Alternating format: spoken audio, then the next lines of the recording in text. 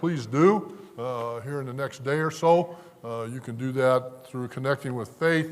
You can call the office tomorrow if you need to, but please sign up for that. It's always an enjoyable time of fellowship and food, and then a good time of prayer together as well. So plan on being there if you can, guys. And that's open to men and boys. And so please join us for that. We're in our look at David again tonight. This is our third one. And tonight our text, if you'll go to 1 Samuel chapter 17, and we're going to read verse 31 down through verse 44 of 1 Samuel 17. And so if you'll follow along there as I read, it's lengthy. We'll go back and revisit some of this as we go along then tonight. Beginning with verse 31, and when the words were heard which David spake, this is talking about him talking to his brothers at the battle, and how disappointed he was that nobody was standing up for God, for God's army, for God's people. When the words were heard which David spake, they rehearsed them before Saul, and he sent for him. And David said to Saul, let no man's heart fail because of him. Thy servant will go and fight with this Philistine. And Saul said to David, thou art not able to go against this Philistine to fight with him, for thou art but a youth, and he a man of war from his youth. And David said unto Saul, thy servant kept his father's sheep, and there came a lion and a bear, and took a lamb out of the flock. And I went out after him, and smote him, and delivered it out of his mouth. And when he arose against me, I caught him by his beard, and smote him, and slew him. Thy servant slew both the lion and the bear, and this uncircumcised Philistine shall be as one of them, seeing he hath defied the armies of the living God. David said, moreover, the Lord that delivered me out of the paw of the lion and out of the paw of the bear, he will deliver me out of the hand of this Philistine. And Saul said unto David, go, and the Lord be with thee. And Saul armed David with his armor, and he put a helmet of brass upon his head. Also he armed him with a coat of mail. And David girded his sword upon his armor, and he essayed to go, for he had not proved it. And David said unto Saul, I cannot go with these, for I have not proved them. And David put them off. And he took a staff in his hand, and chose him 5 smooth stones out of the brook, and put them in a shepherd's bag which he had, even in a scrip, and his sling was in his hand, and he drew near to the Philistine. And the Philistine came on and drew near unto David, and the man that bare the shield went before him. And when the Philistine looked up about and saw David, he disdained him, for he was but a youth, and ruddy, and of a fair countenance. And the Philistine said unto David, am I a dog, that thou comest to me with staves? And the Philistine cursed David by his gods. And the Philistine said to David, come to me, and I will give thy flesh unto the fowls of the air, and to the beasts of the field. Father, thank you for the time tonight to continue this study. Thank you for the time to gather, and we ask that you bless now in Jesus' name. Amen. We read some of that last week. We look at a little bit of it again today, and as we go along here, we continue our look at David's testings, and we talked about that last week, described it, recall that we saw that testings can be defined as, in anybody's life, as situations that come along. They challenge, they disrupt the plans and directions of one's life. They're not a consequence necessarily. It's a fact of life. And those testings that come along, though, God has a purpose for those. They can come from individuals. They can come from national circumstances. They can come from natural disasters. They can come from illnesses. As we've already seen, they can come from family. They can come from friends. These testings can come from any number of sources. And they can be termed as setbacks or obstacles, maybe reversals and so on. But they're never to be used as excuses not to continue on with what God would have us to do. Paul alludes to this fact of life in 1 Thessalonians 2 and 18, when he says, wherefore we would have come unto you, even I, Paul, once and again, but Satan hindered us. And so what Paul is saying here is that he intended to go to Thessalonica in order to see the people there in Thessalonica, but their plans were thwarted because of obstacles or testings, if you will, that Satan put in front of him. Understand that anything that's aimed at disrupting God's work, disrupting God's workers, Satan always has his hand in it. And that's what has happened many times over the years in some of our own lives. That's what Paul attests to here in 1 Thessalonians 2:18. And David now, again, we're looking at some other testings that he faced that were attempts to keep God from having the ultimate victory. And so think about that if you would. I had somebody the other day ask me about some books that I'd read in the past. And I don't like fiction. I don't read fiction. I do like historical fiction that is built on something that really happened. And so this young man was asking me about some books I'd read several years ago that some people would refer to as alternate history. And I refer to it as the what-ifs of history. The what-ifs. What if this had happened instead? What if that had happened instead? Well, what if David, in the face of all these testings, gave up and went back home? Well, I mean, we are left then with speculation and speculation alone, but I think it is clear that the account of David and all that we learn in the account of David and Goliath, and it's not just a children's story, but the things that we learned there, we wouldn't have seen.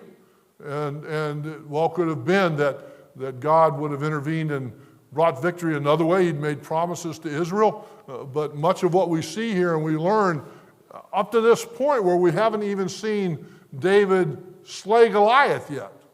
So much of it is teaching us those things, and they're part of our life.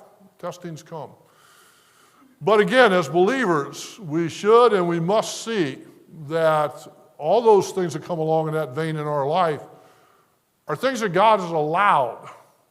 And He has allowed them for our growth. He has allowed them for our good, to teach us and build us. He's allowed them for His glory, so that He is glorified in whatever transpires. As we state here at the end of this particular paragraph, ever mindful that we might be caught off guard, but God never is. And so all of us have probably been situations in our lives, either great situations, maybe not as great a magnitude as others, but situations where, and these may not be the exact words that we say, but we would at least think along these lines, wow, I didn't see that coming.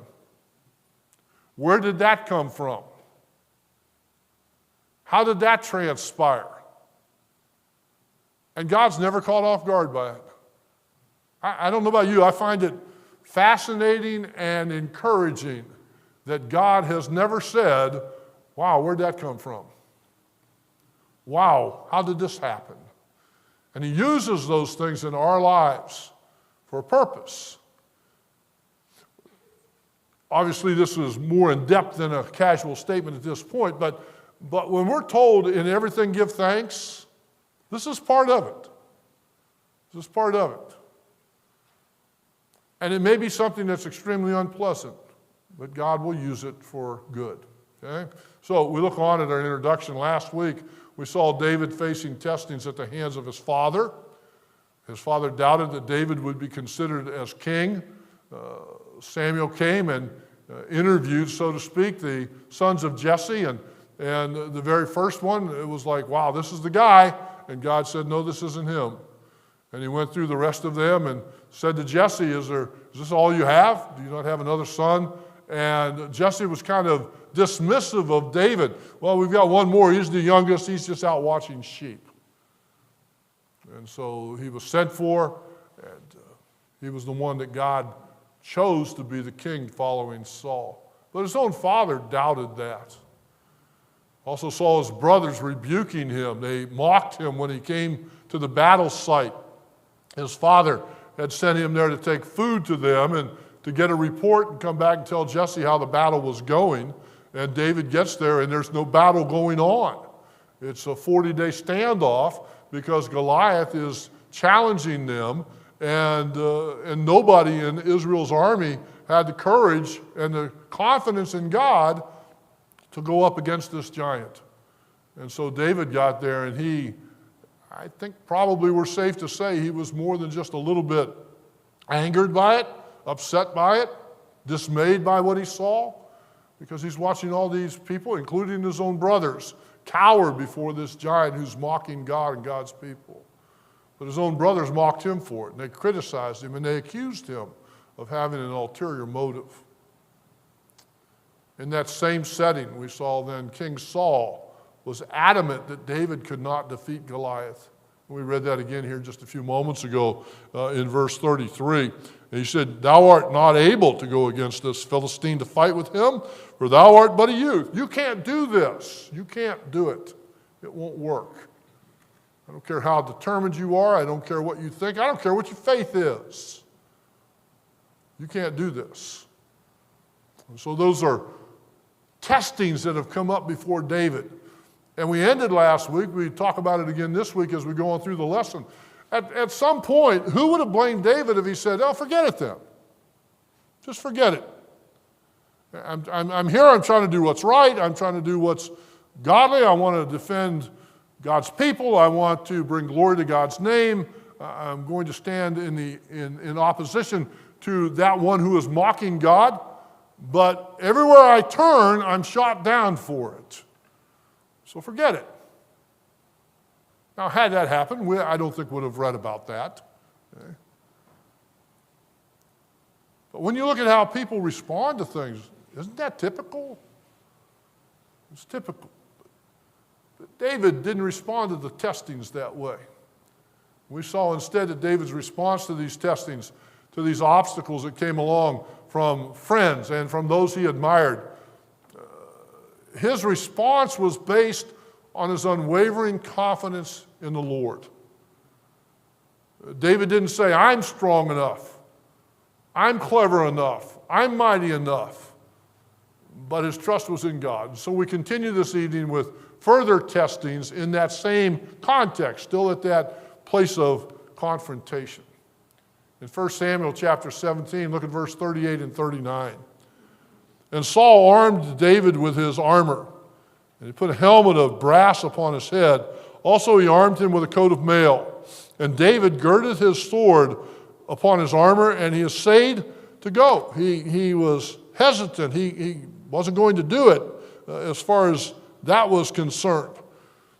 Why? He said he had not proved it. David said unto Saul, "I cannot go with these, for I have not proved them." And David put them off. We find Saul having David put on Saul's armor. And recall that Saul, when we first see him in Scripture and he is anointed king, the Bible tells us what about his stature? Anybody remember the terms that are used there? Okay, head and shoulders above everybody else in Israel. Now, we'll talk about this more in a little bit, but the estimate is, the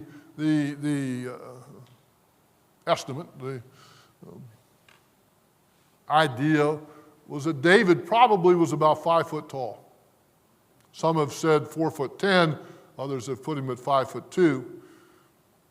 And Saul was head and shoulders above everybody else. You'll recall that when Samuel came and looked at the sons of Jesse, the first one that he looked at, the oldest son, it said that he was of stature, he was tall. Well, David isn't. He's just a youth. He may have taken a growth spurt later. We don't know that, but at this point he was small. So here you've got Saul, who is, I don't know, if David's 5 foot tall, let's just suppose that Saul is maybe 6.5 feet tall. Okay? I don't think that's unreasonable to think that. He would have been considered extremely tall in those days. So he takes his armor that's made for him and he puts it on David. Maybe it's a little quirky on my part, but I find great humor in this. I get a picture of it. And so when you look there at verse 38, Saul armed David with his armor. He put a helmet of brass upon his head. And I kind of picture David standing there and his helmet's down to here. And David could probably take a bath in it because it was made for Saul. It wasn't made for a young man. And so when you look here, David did so. He put the armor on.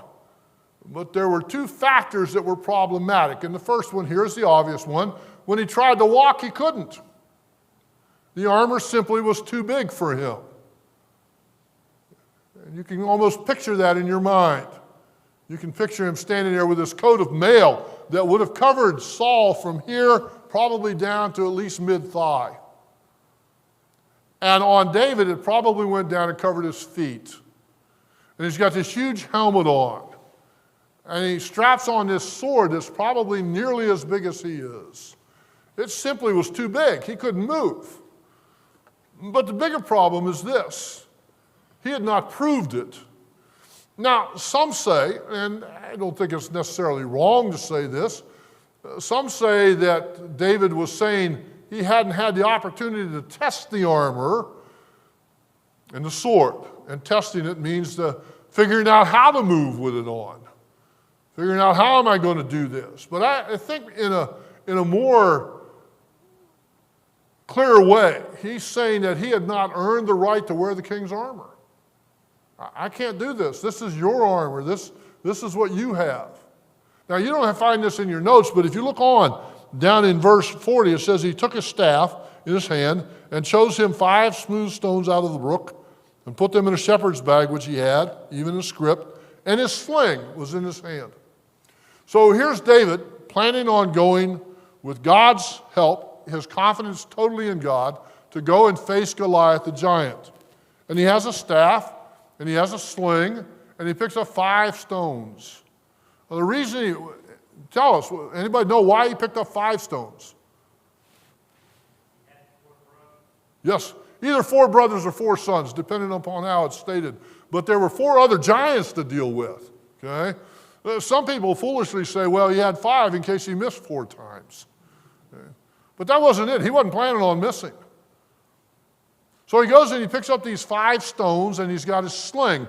Now, in my mind, a slingshot is one that has 2 prongs and an elastic or rubber, and you go this way. We used to make them ourselves and use soup beans to shoot out of them. And those little buggers would sting.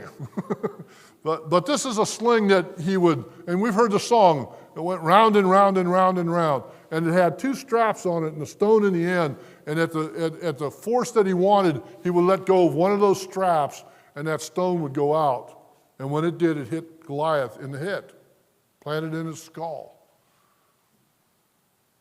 So what is not in your notes, and what we see here, is a principle. And that principle is to use what God has given us. Use what God has given us. God has equipped us, every single one of us, to minister for Him.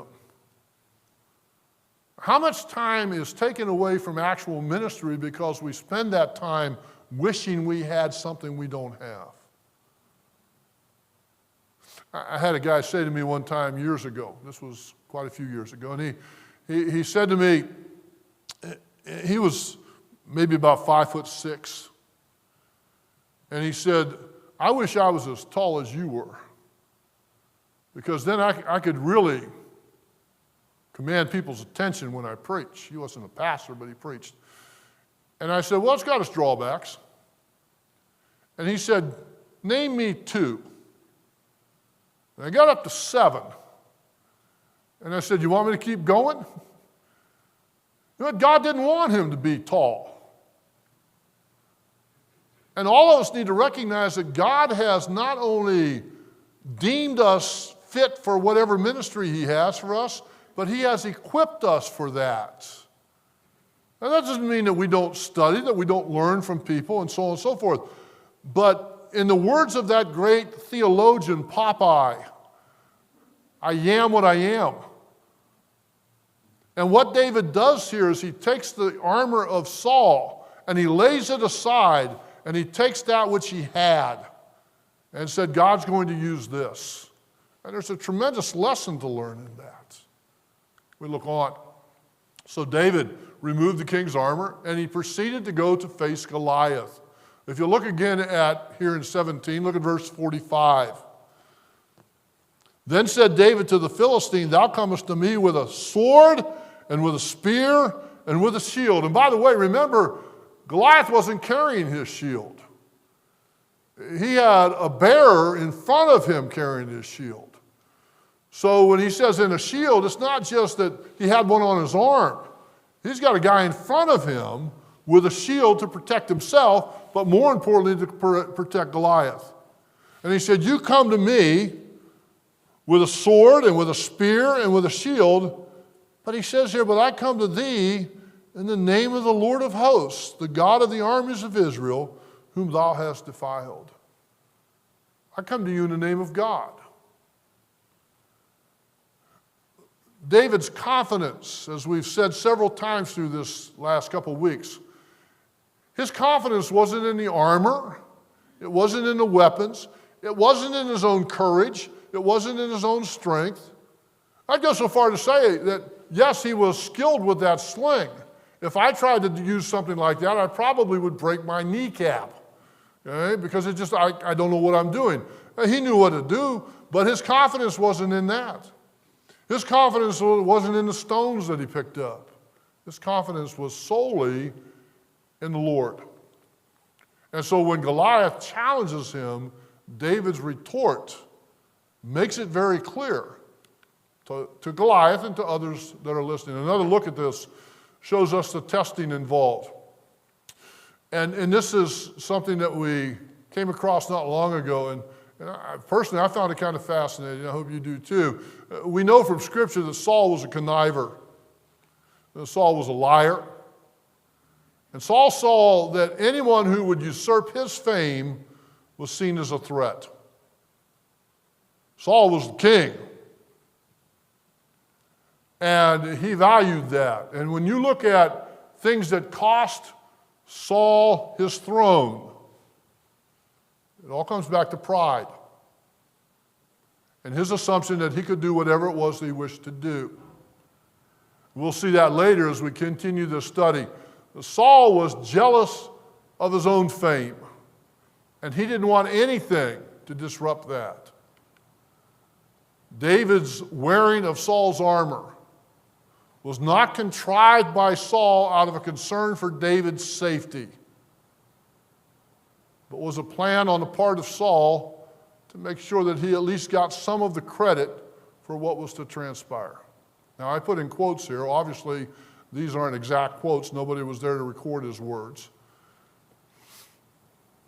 But you can see Saul saying afterwards, David goes out in Saul's armor, and Goliath dies, and Saul says, it was my armor and my sword that brought David to victory. Who's getting the credit there? And Saul is. I took care of David's safety and protection. I made sure that he was okay. Who gets the credit there? He does.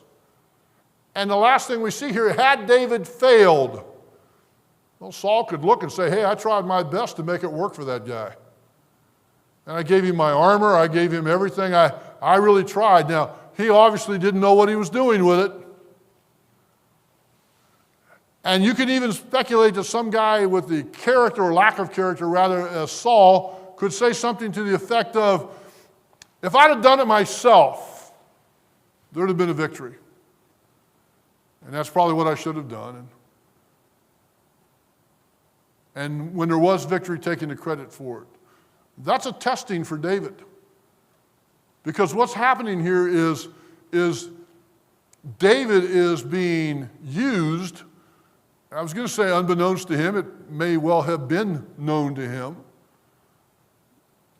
But David was being used by Saul to increase the pride and recognition and renown of Saul. And so what David was to do, there's an obstacle here. David was wise enough and God instructed clearly enough that it didn't work. David was not seeking his own glory. He was seeking to bring glory to the Lord and to God's people. Saul's opposition, no matter how noble it appeared, was a testing of David's resolve to do what was right, as well as an attempt to really steal the ultimate glory from God. Because those hypothetical quotes that we mentioned, Saul is saying there in those hypothetical quotes, and they are hypothetical, but he is saying there that God didn't give the victory. It was because he was wearing my armor. God didn't give the victory. It's because I protected him so that even had Goliath made an attack on him, he could have survived the attack because he had my armor on, and I took care of that.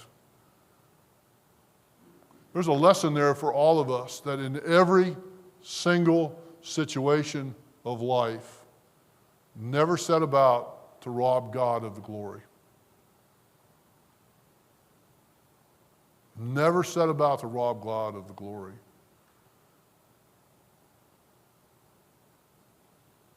And we should understand that no matter what transpires in our lives, God is in control if we belong to him. So we move on. Number 2, as far as the testing, look now in our text at verse 40 through 44.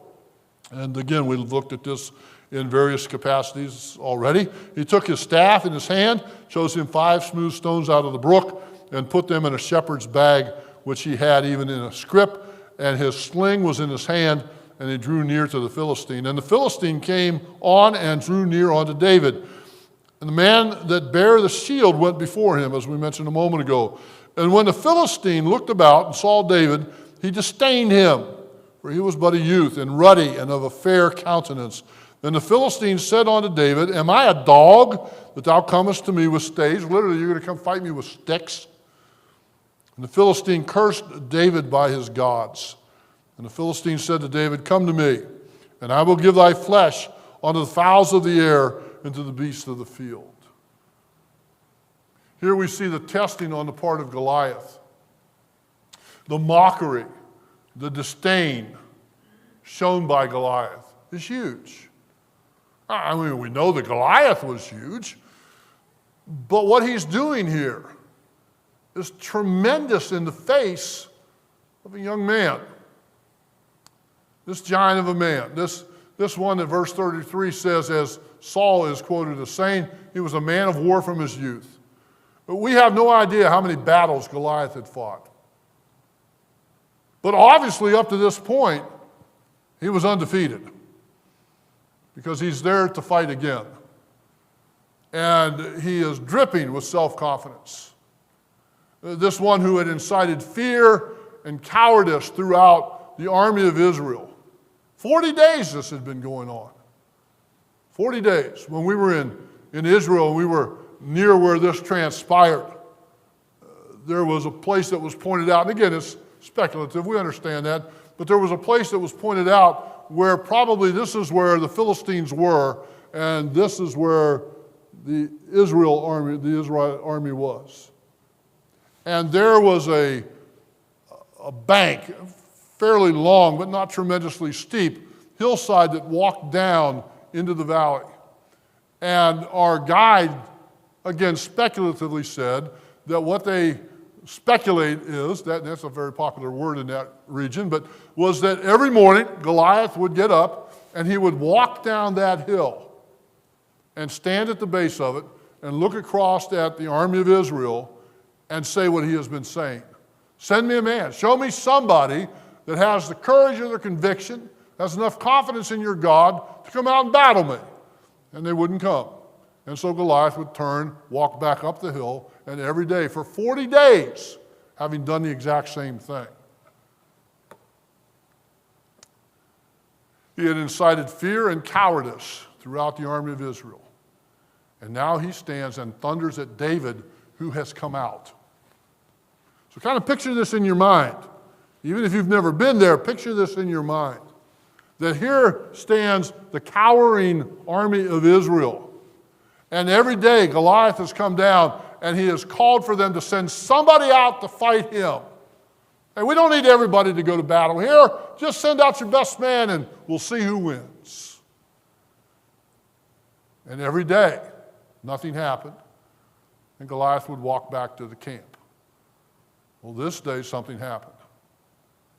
And Goliath came down with his challenge, and out comes David. A boy. But out he comes.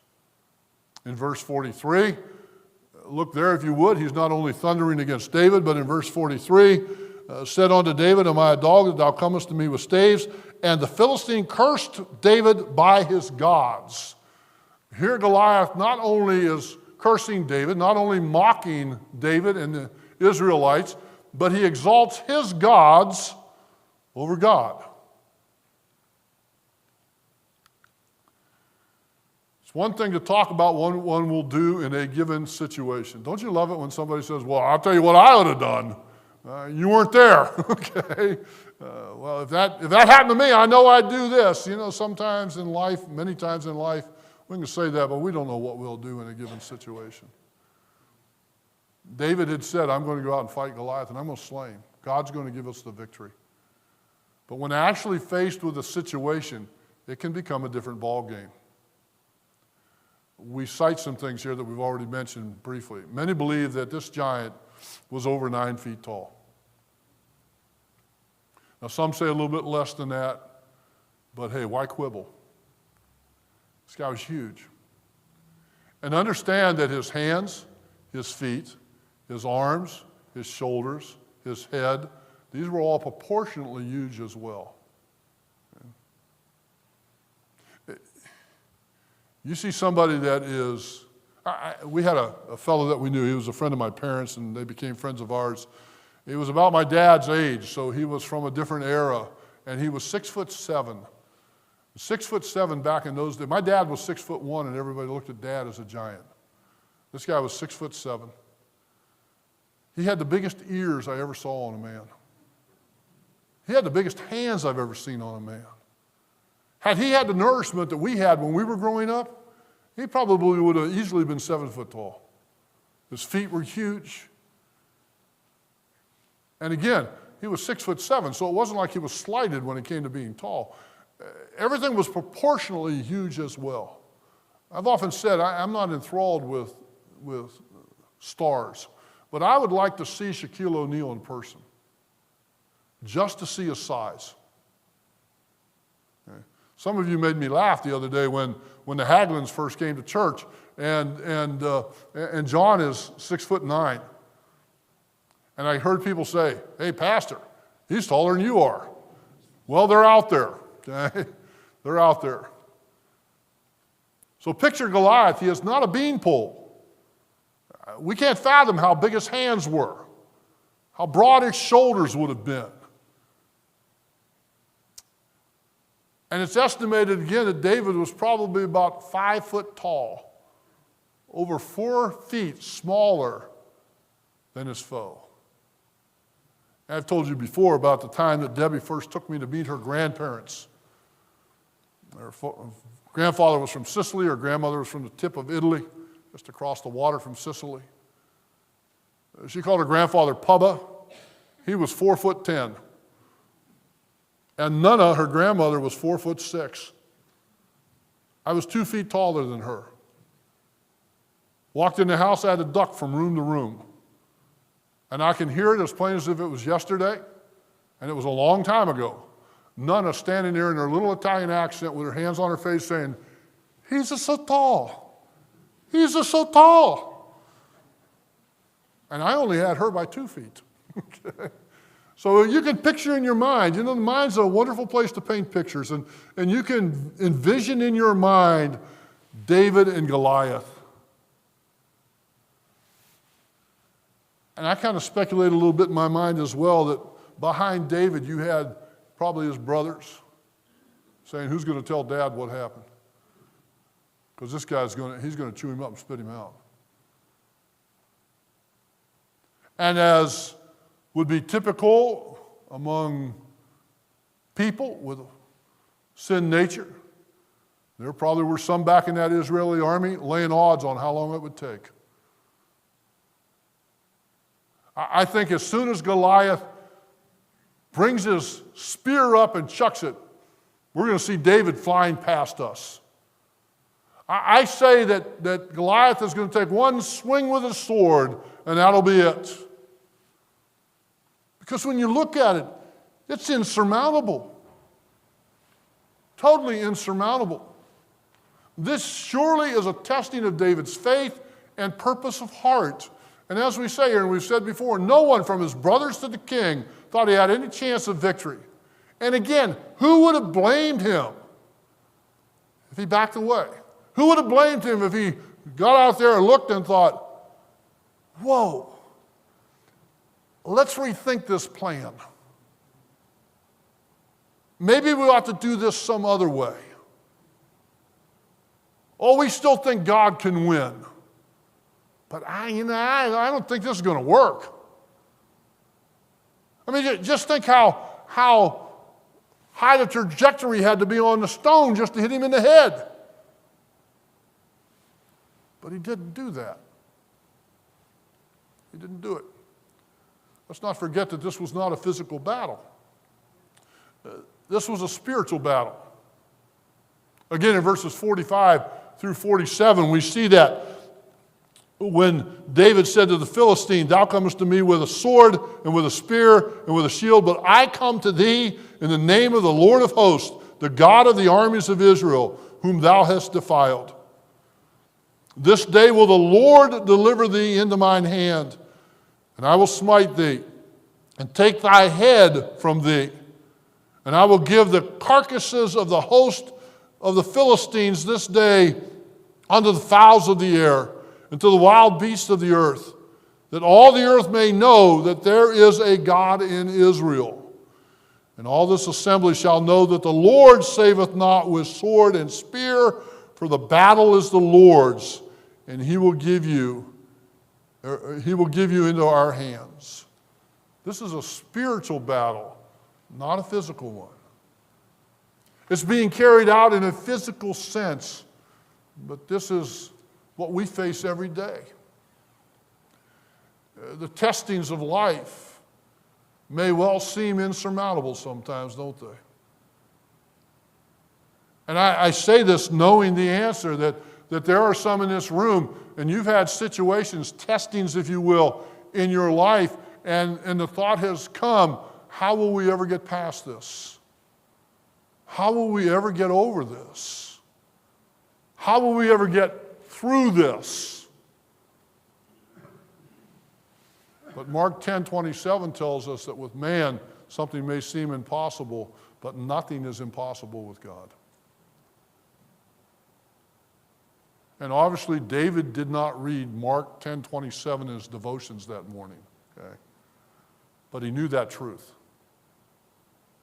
And he boldly, in godly boldness, states that to the Goliath. Though a real man and not a myth, Goliath represents the world. He really existed. Don't let somebody say that this was just some story that was told, that it really didn't happen, that it was just created in order to paint a good picture. Goliath existed. David confronted him. David slew Goliath.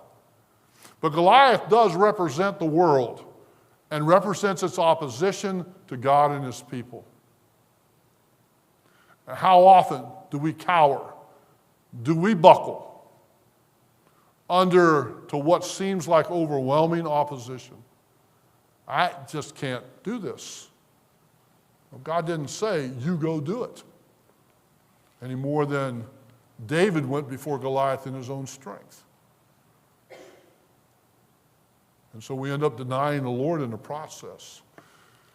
Rand Hummel, most of you know Rand from the Wilds, and he has often spoken to teens on conquering sin's giants. He's got a booklet out like that. If you've never read it, it's excellent. Conquering sin's giants. We face them every day. And God is still God, and God is still able to give the victory. So we look at the Continuing on here, not quite the third one yet, but Philippians 4:13. I can do all things through Christ which strengtheneth me. This is not just a clever phrase to say as we start our day. And you may say that at the beginning of the day, and I'm not impugning you if you do. I'm not saying, no, you shouldn't do that. But it's not a magic incantation. I've always laughed when I see Christian schools playing against each other in a basketball game, and before the game starts, teams get in, they stack their hands, and 1, 2, 3, go kind of thing. And I've seen teams get in there and they quote Philippians 4:13. I can do all things through Christ which strengtheneth me. I really don't think that's talking about a basketball game. And then I've often wondered, if both teams say that, who wins? Who comes out on top in that case?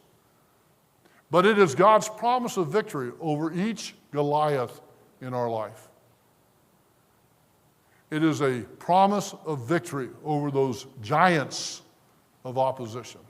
Quickly going on, the final testing we see here is found in 1 Samuel chapter 18, verse 5 through 9. And so jump over there quickly if you would. We've got just a few minutes left here. Chapter 18, verse 5.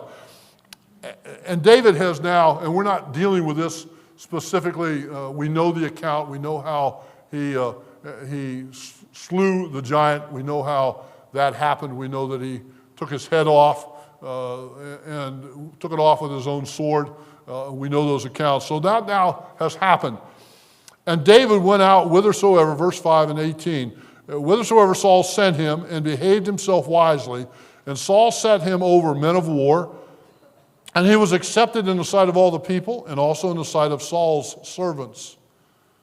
Then it gets dicey, and it came to pass as they came, when David was returned from the slaughter of the Philistine, that the women came out of all cities of Israel, singing and dancing, to meet King Saul with tabrets, with joy, and with instruments of music. And the women answered one another. They sang back and forth to each other and said, Saul hath slain his thousands, and David his 10,000s. Remember what we looked at with Saul a little bit ago? And who's getting the praise here? From the people. It's not Saul. Verse 8, Saul was very wroth, and the saying displeased him. And he said, they have ascribed unto David 10,000s, and to me they have ascribed but thousands. And what can he have more but the kingdom? He's got their praise. He's got me in his sights. And Saul, verse 9, Saul eyed David from that day and forward. He didn't trust him.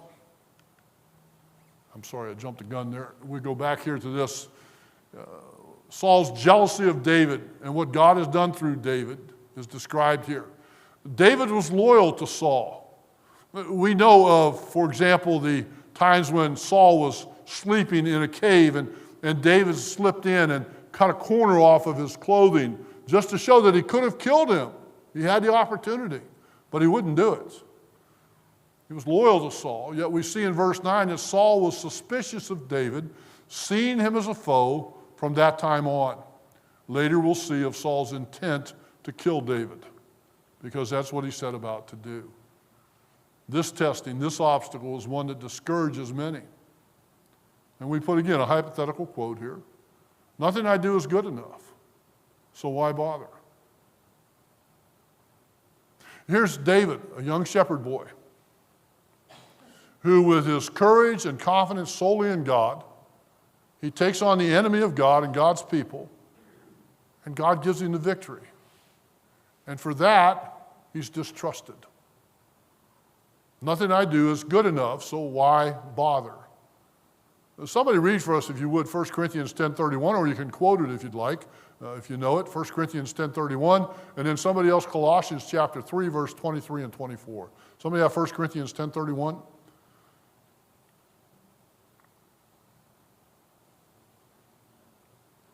Go ahead, sir. Whether therefore you eat or drink, whatever you do, do all to the glory of God. Yes, do all to the glory of God.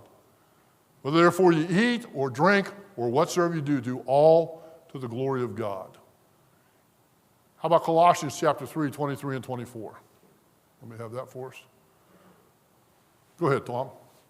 And whatsoever you do, do it heartily as to the Lord and not unto men, knowing that of the Lord ye shall receive the reward of the inheritance, for ye serve the Lord Christ. Okay. So whatsoever you do it heartily as to the Lord and not unto men. You know what that takes away? It takes away that hypothetical quote we have here. Nothing I do is good enough. You don't appreciate me. Why should I bother? Nobody noticed. All those other things that can be said. Our goal in life ought to be to glorify and magnify our Lord in all that we do, in spite of what people sometimes may think. In spite of what people might think. And that's what we see in David's life here. Testings of that resolve that David had. Those testings will come daily. They came here from Saul toward David. David's response is to continue to live for God's glory and to honor the king under whom he serves. To put that simplistically, David still has the resolve to do what's right, regardless.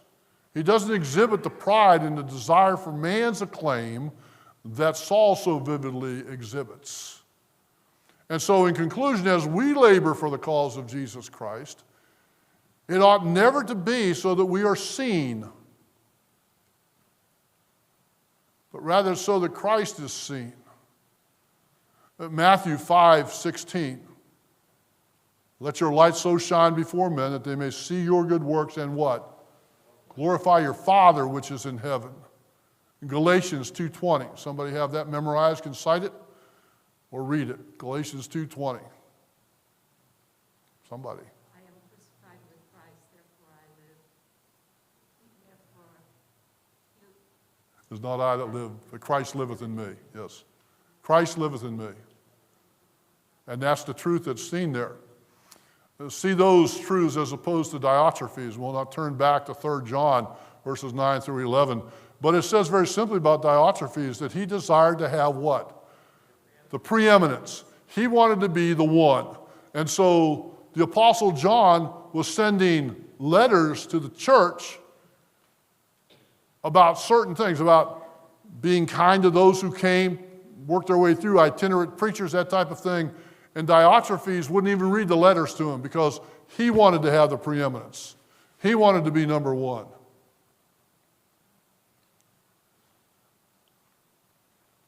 Aren't there people like that today? There surely are. But let it not be said that that's us, okay? And so we'll continue this next week. Let's pray. Father, thank you for the time. Thank you for your word. Thank you for the life of David and what we see here. And as we continue our study, I pray, Father, that you would teach us and build us. I pray for the business meeting now. I pray that you would bless it. It would honor you.